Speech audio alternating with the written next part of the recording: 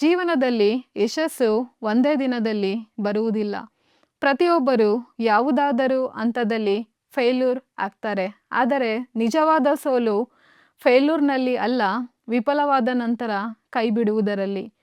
ಕೈ ಬಿಡದವರು ಮಾತ್ರ ಗೆಲ್ಲುತ್ತಾರೆ ಎಂಬ ಮಾತು ನಿಜ. ನಮ್ಮ ಜೀವನ ಗುರಿಯತ್ತ ಸಾಗುವಾಗ ನಾವು ಎಷ್ಟೋ ಬಾರಿ ಬೀಳುತ್ತೇವೆ ಎಂಬುದಲ್ಲ, ಎಷ್ಟು ಬಾರಿ ಎದ್ದೇಳುತ್ತೇವೆ ಎಂಬುದೇ ಮುಖ್ಯ. ಫೇಲ್ಯೂರ್ ಎಂದರೆ ಅಂತ್ಯವಲ್ಲ, ಅದು ಒಂದು ಹೊಸ ಪ್ರಾರಂಭ. ಥಾಮಸ್ ಎಡಿಸನ್ 1000ಕ್ಕೂ ಹೆಚ್ಚು ಬಾರಿ ವಿದ್ಯುತ್ ಬಲ್ಬ್ ತಯಾರಿಸಲು ಪ್ರಯತ್ನಿಸಿದ.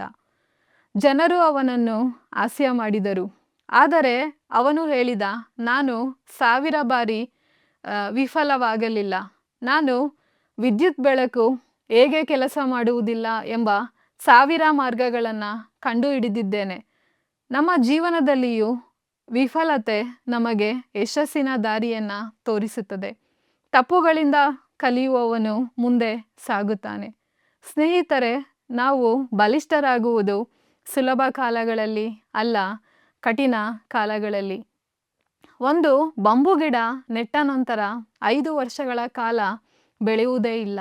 ಆದರೆ ಅದರ ಬೇರುಗಳು ನೆಲದೊಳಗೆ ಬಲವಾಗುತ್ತಾ ಇರುತ್ತವೆ. 5ನೇ ವರ್ಷದಲ್ಲಿ ಅದು ಅಕಸ್ಮಾತ್ ಎತ್ತರಕ್ಕೆ ಬೆಳೆಯುತ್ತದೆ. ನಮ್ಮ ಜೀವನವು ಹಾಗೆಯೇ. ಕೆಲವೊಮ್ಮೆ ಫಲ ತಡವಾಗುತ್ತದೆ, ಆದರೆ ದೇವರು ನಮ್ಮನ್ನು ಒಳಗಿನಿಂದ ಬಲಪಡಿಸುತ್ತಾನೆ. ಆದ್ದರಿಂದ ತಕ್ಷಣದ ಫಲ ಕಾಣದಿದ್ದರೆ ಡೋಂಟ್ ಗಿವ್ ಅಪ್. ಬೆಳೆಯುವ ಪ್ರಕ್ರಿಯೆ ನಿಧಾನವಾದರೂ ಖಚಿತ. ಕೆಲವೊಮ್ಮೆ ಭಯ, ಟೀಕೆ ಮತ್ತು ಸಂಕಟಗಳು ನಮ್ಮನ್ನು ಹಿಂಸಿಸುತ್ತವೆ. ಆದರೆ ಧೈರ್ಯದಿಂದ ಮುಂದುವರೆದವರು ಇತಿಹಾಸದಲ್ಲಿ ಗುರುತುಗಳನ್ನು ಬರೆದಿದ್ದಾರೆ. APJ Abdul Kalam, Nelson Mandela, Mother Teresa ಇವರು ಎಲ್ಲರೂ ತಮ್ಮ ಜೀವನದಲ್ಲಿ ಕಷ್ಟ ಎದುರಿಸಿದರು, ಆದರೆ ಕೈ ಬಿಡಲಿಲ್ಲ. ಅವರಲ್ಲಿ ಸಾಮಾನ್ಯವಾದ ಗುಣ ಅವಶ್ಯಕ ಸಮಯದಲ್ಲಿ ಧೈರ್ಯ.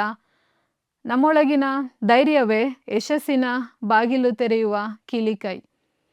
ಒಮ್ಮೆ ಒಂದು ಫ್ರಾಗ್ ಮತ್ತು ಅದರ ಗೆಳೆಯರು ಒಂದು ಆಳವಾದ ಗುಂಡಿಯಲ್ಲಿ ಬಿದ್ದರು. ಎಲ್ಲ ಕಪ್ಪೆಗಳು ಹೇಳಿದವು, ಇಲ್ಲಿಂದ ಹೊರಬರಲು ಸಾಧ್ಯವಿಲ್ಲ, ನೀವೆಲ್ಲರೂ ಸಾಯುವಿರಿ. ಆದರೆ ಒಂದು ಕಪ್ಪೆ ಮಾತ್ರ ನಿರಂತರವಾಗಿ ಜಿಗಿಯತೊಡಗಿತು. ಅಂತಿಮವಾಗಿ ಅದು ಗುಂಡಿಯಿಂದ ಹೊರಬಂದಿತು. ಎಲ್ಲರೂ ಆಶ್ಚರ್ಯಗೊಂಡರು.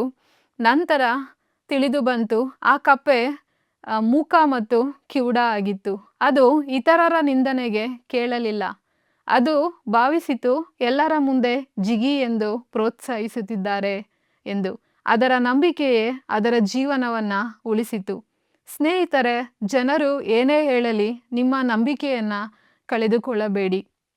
ದೇವರು ನಿಮ್ಮ ಪ್ರಯತ್ನವನ್ನು ನೋಡುತ್ತಿದ್ದಾನೆ. ಕೈ ಬಿಡದವನು ಕಡೆಯಾಗಿಯೂ ಗೆಲ್ಲುತ್ತಾನೆ.